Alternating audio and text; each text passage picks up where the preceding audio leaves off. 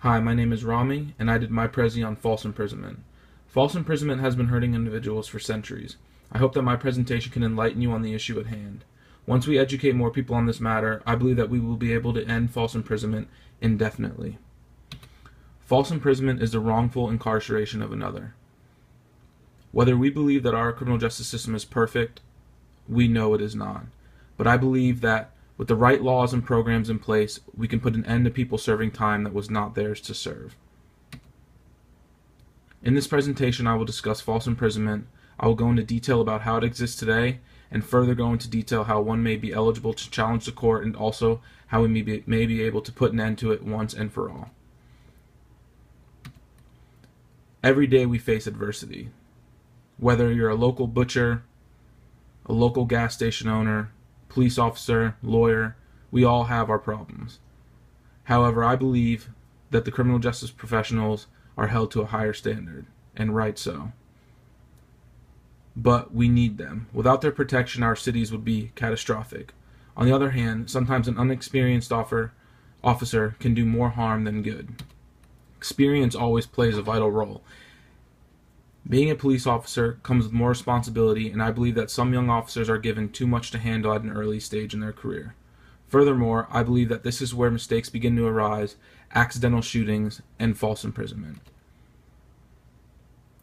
The failure to train individuals who will be protecting not only my family, but the families of local neighborhoods and communities, they need to be trained to the highest regard possible. If we have police officers roaming the streets that haven't had the adequate training, then they are useless. When we see communities with the properly trained police officers, the crime rates are low. There's no wrong shootings, and there's no false imprisonment.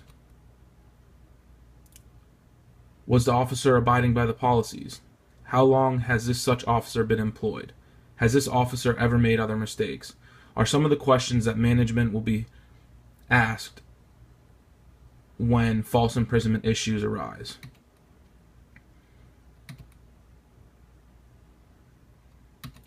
Managing false imprisonment. As with any crisis in any field comes the management of the so-called issue. With false imprisonment playing an important role in today's criminal justice community, there has to be ways for them to protect themselves. Some of these measures are that courts will routinely examine claims of unlawful arrest and detention. They have a specific definition of what will qualify for a trial. According to Ross 2013, under state and federal law, the primary action for false arrest and imprisonment is the illegal detention of an individual without lawful process or by an unlawful execution of such process.